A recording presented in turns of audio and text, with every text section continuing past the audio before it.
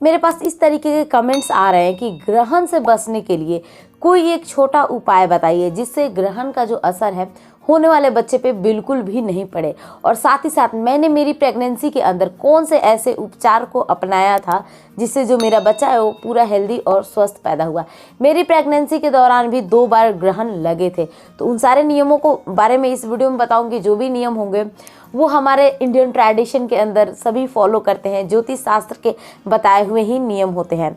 और साथ ही साथ ग्रहण से रिलेटेड भी और जानकारी मैं दूंगी, क्या करना है क्या नहीं करना है, इंडिया में दिखाई देगा या नहीं देगा, इन सारी चीज़ों के ऊपर चर्चा की जाएगी। तो चलिए गाइस, मैं वीडियो को स्टार्ट करती हूँ। मैं हूँ श्वेता और आप सबका बहुत बहुत स्वागत है प्राइम मॉम में। अगर पहली बार आए हैं चैनल को जरूर सब्सक्राइब कर वीडियो को लाइक कीजिएगा। तो हम सबसे पहले नियम की पालन के बारे में बात करते हैं।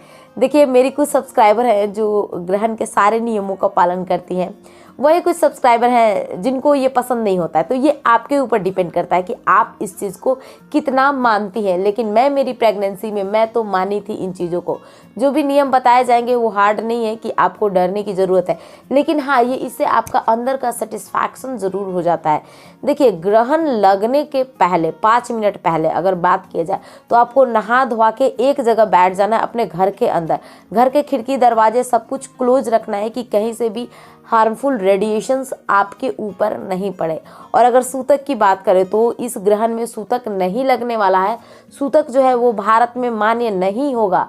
क्यों नहीं होगा? क्योंकि ये जो ग्रहण है ये उपछाया ग्रहण है, और अगर सूतक मान्य होता है तो वो 9 घंटे का मान्य होता है। लेकिन इस बार मान्य नहीं होगा, तो घबराने की कोई बात नहीं है, आपको रिलैक्स रहना है। साथ ही साथ खुद की लंबाई का धागा कट कर लीजिए और अपने हाथों में नारियल लेकर एक जगह बैठ जाइए। आप जिस भगवान में भी बिलीव करती हैं उस भगवान का नाम आप रिपीट कीजिए। उस समय टीवी और मोबाइल बिल्कुल मत देखिए, क्योंकि इससे हार्मफुल रेडिएशंस आते हैं।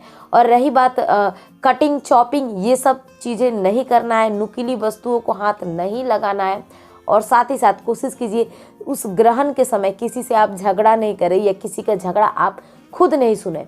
और देखिए, ग्रहण जो है वो 3.5 घंटे का है। इस केस में कुछ महिलाएं खाना पीना चाहती हैं तो आप खा सकती हैं, दूध भी पी सकती हैं, दवाइयाँ भी खा सकती हैं, और आप चाहें तो जूस भी पी सकती हैं। इन सारी चीज़ों में तुलसी के पत्ते डाल लीजिए, क्योंकि तुलसी के पत्ते को डालने के बाद वो सारी चीज़ें जो होती है ऐसा कहा जाता है कि शुद्ध हो जाती है। तो इस हिसाब से आप कर सकती हैं। जैसे मैं मेरी प्रेगनेंसी में सेम चीज़ों को मैंने भी फॉलो किया था।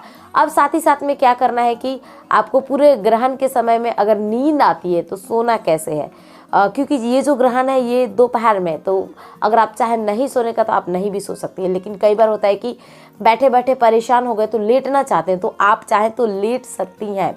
लेटने का जो तरीका होगा, हाथ और पैर बिल्कुल सीधा होगा। जैसे आप इस तस्वीर के थ्रू समझ सकती हैं कि हाथ भी आपका सीधा है, पैर भी सीधा है।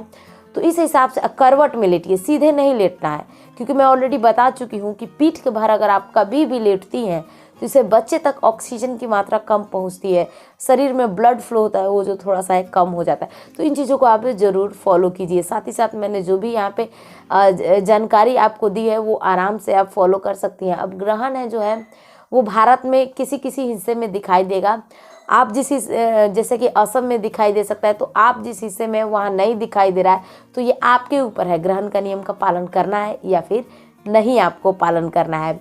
अब यहाँ एक चीज़ करना चाहूँगी, ग्रहण समाप्त होने के बाद आपको क्या करना है, नारियल को प्रसाद के रूप में सभी को बांट देना है, धागे को पानी के बहाव में डाल देना है, नहीं तो मिट्टी के अंदर आपको दबा देना है।